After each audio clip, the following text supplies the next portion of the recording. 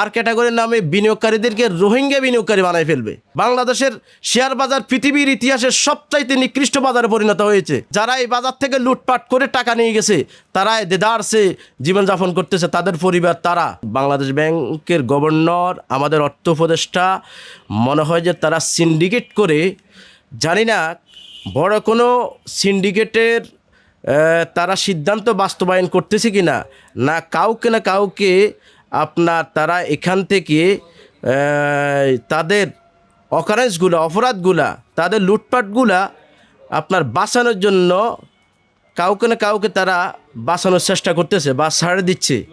এটা আমাদের কাছে এখন প্রশ্ন। আপনি ব্যাংক বন্ধ করছেন 5টা, ওটাকে সম্মিলিত ব্যাংক বানাইলেন, এবং আবার 9টা আর্থিক প্রতিষ্ঠানকে এ সপ্তাহ নাকি আবার শেয়ার শূন্য করবেন। তো একটার পর একটা আপনি শূন্য করতে থাকবেন, বিনিয়োগকারীদের টাকা শূন্য করতে থাকবেন, পুঁজি শূন্য করতে থাকবেন। এটা তো কোনো ভালো কাজ, ভালো সংস্কার হতে পারে না। এরপরে এখন আবার নতুন করে ইস্যু আসছে কি, জেড ক্যাটাগরির পরিবর্তে এখন আরেকটা তারা ক্যাটাগরি বাইর করছে, আর ক্যাটাগরি। আরে বাবা রে, আর ক্যাটাগরি, এটা কি রোহিঙ্গা ক্যাটাগরি হলো নাকি বিনিয়োগকারীদের জন্য? আমার কাছে মনে হয় যে এখন আর ক্যাটাগরির নামে বিনিয়োগকারীদেরকে রোহিঙ্গা বিনিয়োগকারী বানায় ফেলবে। তারা এখন আর কোনো কিছু খুঁজে পায় না।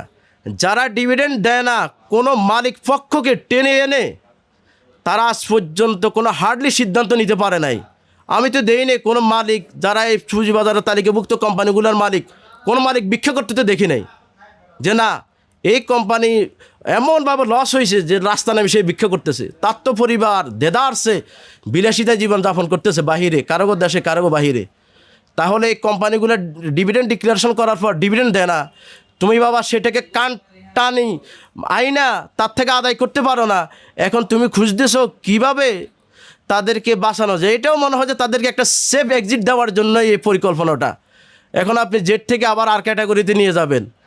তারপরে শুনলাম যে হয়তো 1 মাস পর্যন্ত এটা আপনার মেচিউর হতে এই ধরনের একটা সিদ্ধান্ত আসতে পারে। কখনো শুনলাম 7 কার্যদিবস, কখনো আবার 1 মাসও হতে পারে। তাহলে ঘুরিফিরি কী হলো? যারা এই বাজারে বিনিয়োগকারী তারাই ক্ষতিগ্রস্ত হচ্ছে, আর যারা এই বাজার থেকে লুটপাট করে টাকা নিয়ে গেছে তারাই দেদারসে জীবনযাপন করতেছে, তাদের পরিবার তারা, তাদের কিচ্ছু হবে না। তাহলে এই বাজারটা রাখে কী লাভ? বন্ধ করে দেন। বাংলাদেশের শেয়ার বাজার পৃথিবীর ইতিহাসে সবচাইতে নিকৃষ্ট বাজারে পরিণত হয়েছে এই কমিশনের মাধ্যমে। তাহলে এই বাজার আপনারা কি করবেন? বন্ধ করে দেন, বাজার দরকার নাই।